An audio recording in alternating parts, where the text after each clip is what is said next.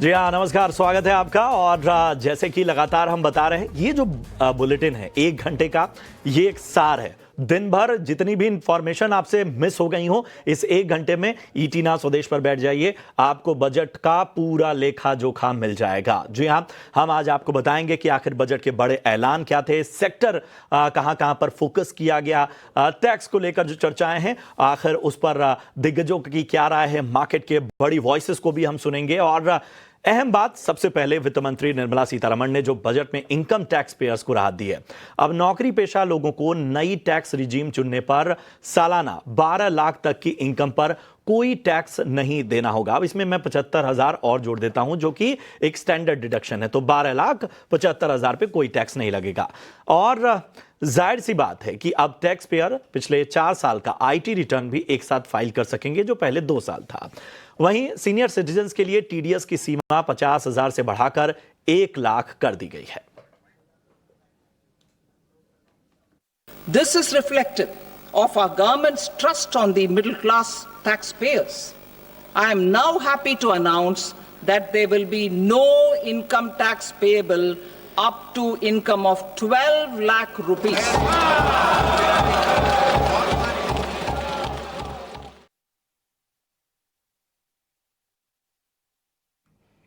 इतना ही नहीं, 12 लाख तक की छूट पर 75,000 का स्टैंडर्ड डिडक्शन। जी हां, कुल मिलाकर अब नौकरी पेशा लोगों को नई टैक्स रिजीम चुनने पर 12,75,000 तक की इनकम पर कोई टैक्स नहीं देना होगा। वित्त मंत्री ने नए टैक्स रिजीम में टैक्स स्लैब के आखिर किस तरह इसको बांटा है और बताया भी है उन्हें। एक बार सुन लेते हैं। New tax regime, I propose to revise tax rate structures as follows: 0 to 4 lakh rupees nil, 4.8 lakh rupees to 4 to 8 lakh rupees 5%, 8 to 12 lakh rupees 10%, 12 to 16 lakh rupees 15%, 16 to 20 lakh rupees 20%, 20 to 24 lakh rupees 25%, and above 24 lakh rupees 30%. और वहीं PM Modi ने budget को मजबूत भारत की नींव रखने वाला budget बताया। उन्होंने बजट को भारतीयों के सपने को पूरा करने वाला बजट बताते हुए कहा कि इस बजट से रिफॉर्म और रोजगार को बढ़ावा मिलेगा। आज भारत की विकास यात्रा का एक महत्वपूर्ण पड़ाव है। ये 140 करोड़ भारतीयों की आकांक्षाओं का बजट है। ये हर भारतीय के सपनों को पूरा करने वाला बजट है। हमने कई सेक्टर्स युवाओं के लिए खोल दिए हैं। सामान्य नागरिक विकसित भारत के मिशन को ड्राइव करने वाला है। ये बजट एक फोर्स मल्टीप्लायर है। ये बजट सेविंग्स को बढ़ाएगा, इन्वेस्टमेंट को बढ़ाएगा, कंजम्पशन को बढ़ाएगा और ग्रोथ को भी तेजी से बढ़ाएगा। मैं वित्त मंत्री निर्मला सीतारमण जी और उनकी पूरी टीम को इस जनता जनार्दन का बजट, पीपल्स का बजट, इसके लिए बहुत बहुत बधाई देता हूं। बजट पर ईटी नाउ और ईटी नाउ स्वदेश के एडिटर इन चीफ निकुंज डालमिया का आखिर नजरिया क्या है, चलिए उन्हीं से समझते हैं। बजट के कई पहलू होते हैं। सबसे पहले समझते हैं कि बजट को लेकर के मैसेजिंग क्या है सरकार की। सरकार की मैसेजिंग ये है कि भाई देखिए, इकोनॉमी में कहाँ पर तनाव था, उन्होंने उस बात को समझा, उन्होंने तनाव को दूर करने के लिए जो उपाय कर सकते थे उनको करा। तो कंजम्पशन की तरफ ज़्यादा फोकस है और केपेक्स और इन्वेस्टमेंट की तरह कम फोकस है। 2021 में इकोनॉमी में तनाव था, मगर उस समय कंजम्पशन में कम ध्यान था और उस समय एक्सपेंडिचर में ज़्यादा फोकस था, बिकॉज कोविड के बाद इकोनॉमी को एक्सपेंडिचर की ज़रूरत थी।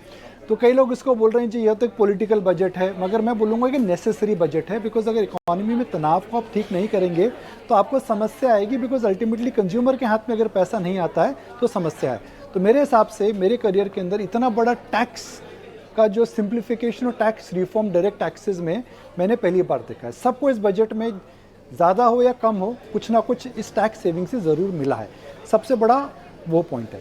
सेकेंड पॉइंट, बजट क्या एक फ्रेमवर्क में है, जिसे हम कह सकते हैं फिजिकल डेफिसिट का अजम्पशन अच्छा है, टैक्स अजम्पशन कंजर्वेटिव हैं, ग्रोथ अजम्पशन रीजनेबल हैं, और जो फोकस एरियाज जिसे हम कहते हैं न्यू एज एरिया, सोलर हो गया, स्टार्टअप हो गया, वह भी ठीक है।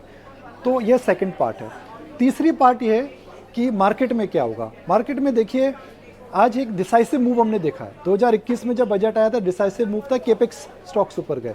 आज डिसाइसिव मूव था, केपेक्स नीचे गया है और कंजम्पशन ऊपर गया है। तो मेरे हिसाब से एक वो प्रकार का डिसाइसिव मूव देखने को मिल रहा है जहां पर पुराने हीरो ये सब पीछे जा रहे हैं और जो नए हीरो हैं वह आज आगे जा रहे हैं। चलिए, तो ये है तमाम बातें। और टैक्स में राहत को लेकर हमारे सहयोगी प्रकाश प्रियदर्शी ने पहले ही खबर दी थी। प्रकाश की इस खबर पर एक तरह से मुहर भी लग गई।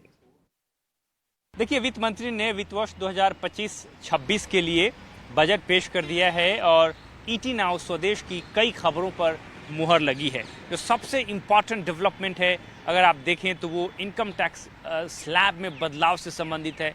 आम कंज्यूमर को, टैक्स पेयर्स को, सैलरीड क्लास को सरकार ने टैक्स में राहत देने का फैसला किया है।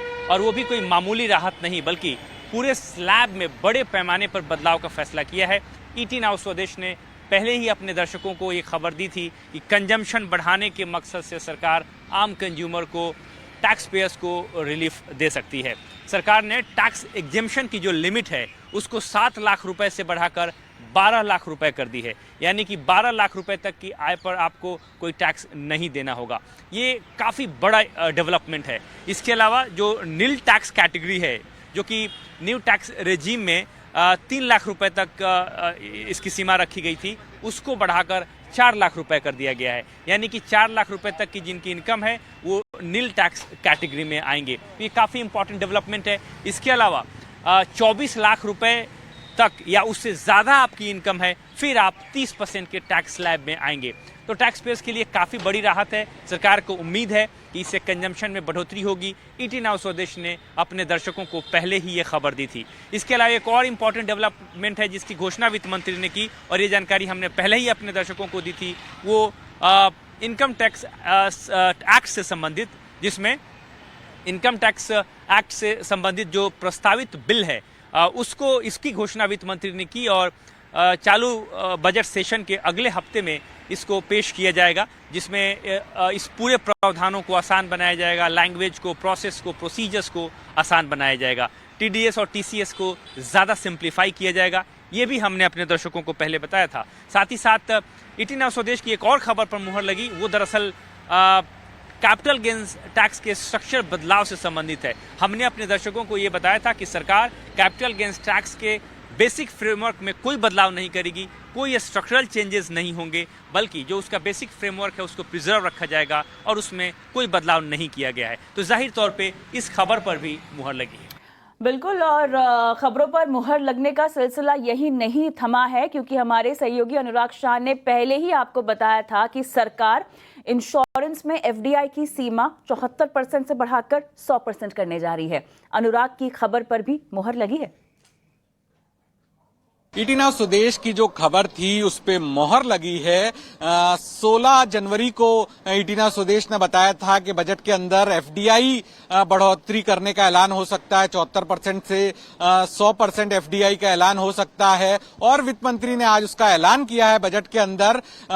अब जो है इंश्योरेंस सेक्टर के अंदर 100% एफडीआई की अनुमति होगी, लेकिन जो विदेशी प्लेयर होंगे उनको जो प्रीमियम कलेक्शन है वो भारत में ही रखना होगा। तो ये काफी बड़ा बदलाव होगा इंश्योरेंस सेक्टर के लिए, जिससे इंश्योरेंस सेक्टर के अंदर जो पूंजी की दिक्कत है वो कम होगी।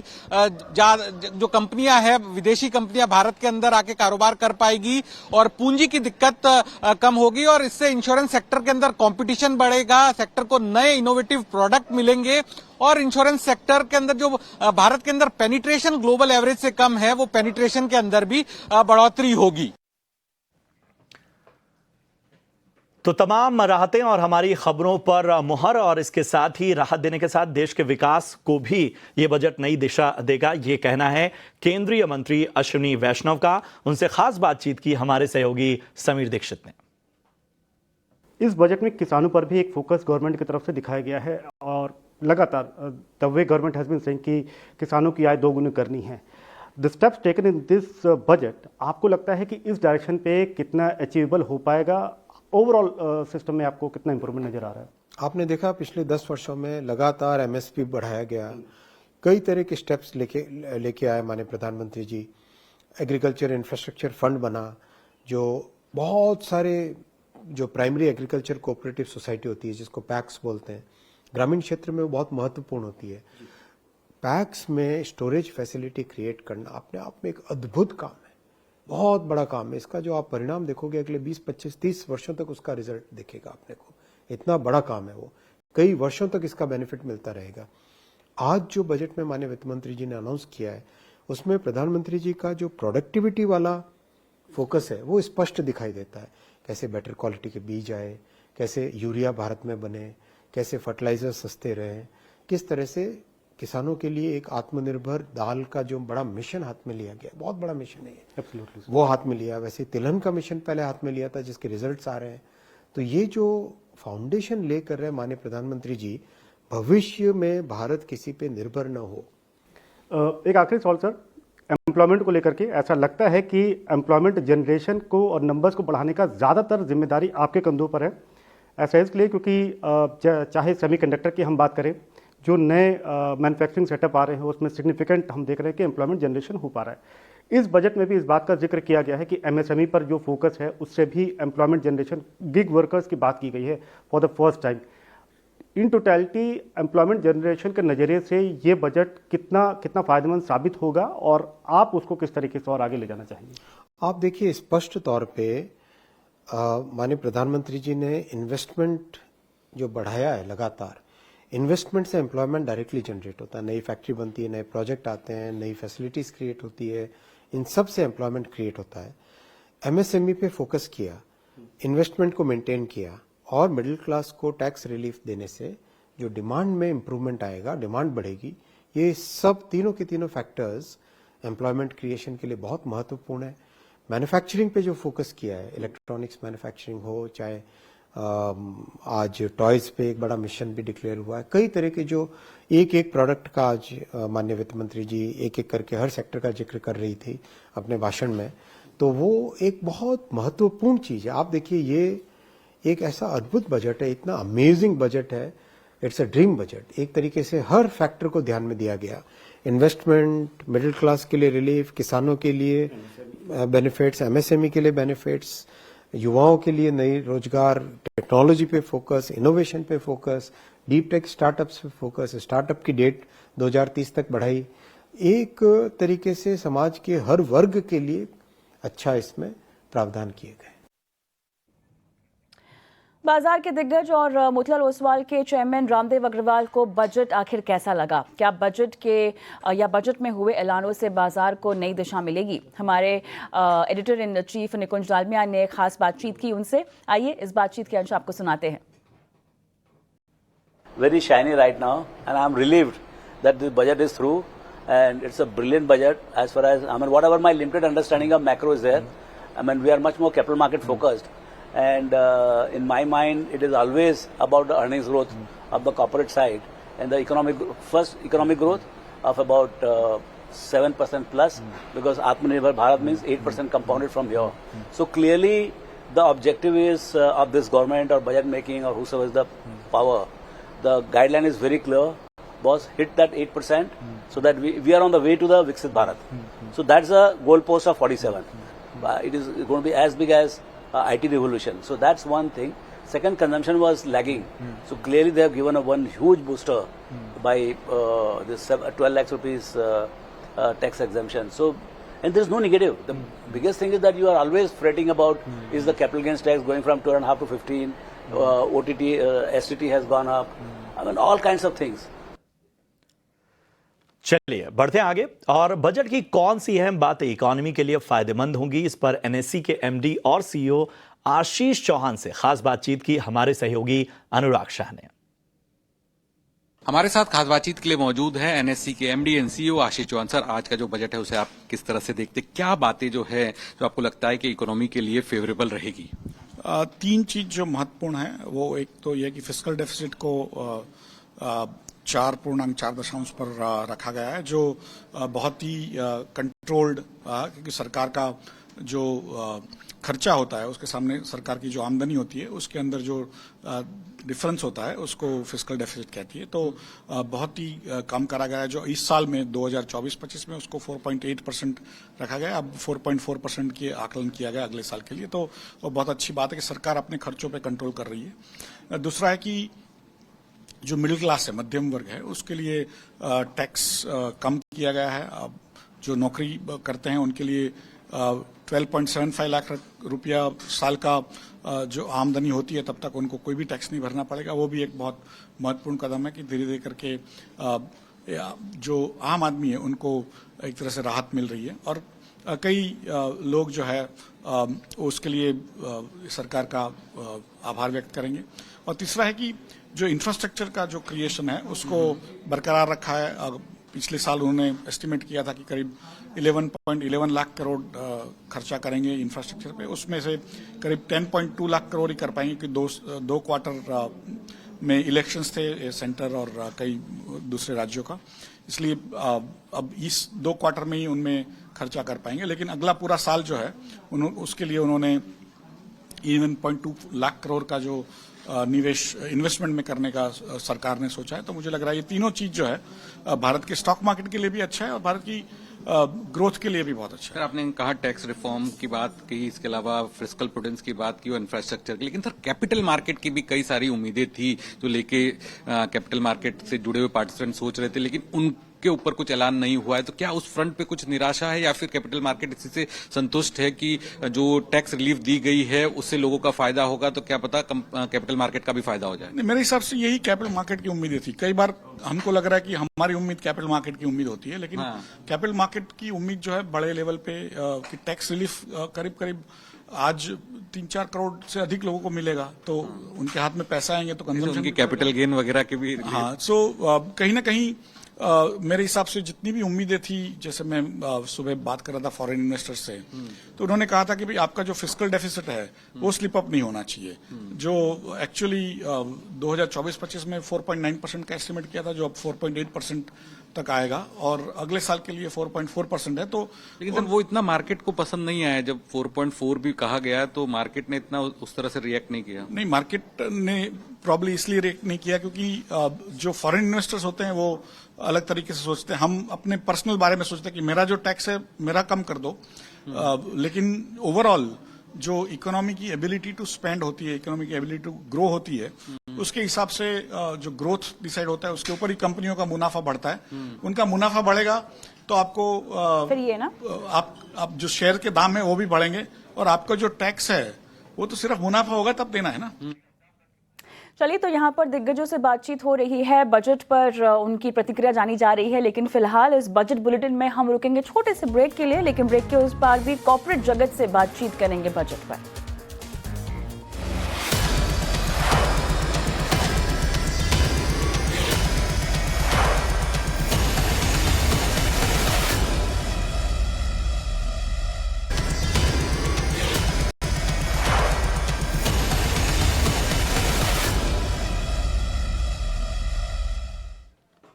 स्वागत है आपका। ब्रेक के बाद आप देख रहे हैं बजट बुलेटिन और बजट पर इंफ्रा और कैपेक्स पर स्पाइस जेट के सीएमडी अजय सिंह का क्या कहना है, क्या है उनकी राय, आइए सुनवाते हैं।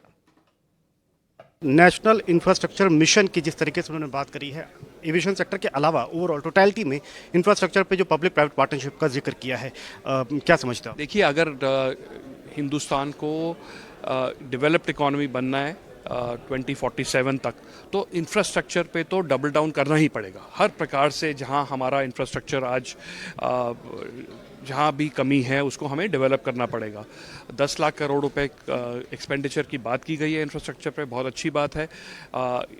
AI इंफ्रास्ट्रक्चर पे भी बात की गई 20,000 करोड़ की, वो भी एक बहुत अच्छा कदम है। शिपिंग पे बात हुई, रेलवेज पे बात हुई। तो अगर भारत को विकसित देश 2047 तक बनना है तो प्रति वर्ष एक तो हमारा GDP जो आज 6.5% ग्रोथ रेट है, इसको हमें बूस्ट करके 8 से 10% करना ही होगा, और ये करने के लिए इंफ्रास्ट्रक्चर पे इन्वेस्टमेंट करना ही होगा। दूसरी बात यह है कि प्राइवेट सेक्टर की हिस्सेदारी बहुत ही आवश्यक है इस समय, और प्राइवेट सेक्टर की हिस्सेदारी के लिए टैक्स रेट्स मॉडरेट आपको रखने होंगे और ईज़ ऑफ डूइंग बिजनेस पे आपको काम करना होगा, और इंफ्रास्ट्रक्चर डेवलप करके एक माहौल बनाना होगा जिसमें प्राइवेट सेक्टर और अग्रेसिवली पार्टिसिपेट कर सके। और जो भी कदम उठाए जा रहे हैं वो सही दिशा में है। और बजट तो जैसे आप जानते ही हैं एक प्रोसेस है, पूरे वर्ष कुछ ना कुछ होता रहता है। एक बजट एक उसमें से एक महत्वपूर्ण अनाउंसमेंट है, और बहुत अच्छे आज अनाउंसमेंट्स किए गए, और मैं बधाई देता हूँ फाइनेंस मिनिस्टर को इस बजट के लिए। धन्यवाद से हमसे बात करने के लिए। जाहिर तौर पर एक विकसित भारत बजट के लिए अजय सिंह CMD SpiceJet का मानना है कि ये एक अहम भूमिका निभाएगा।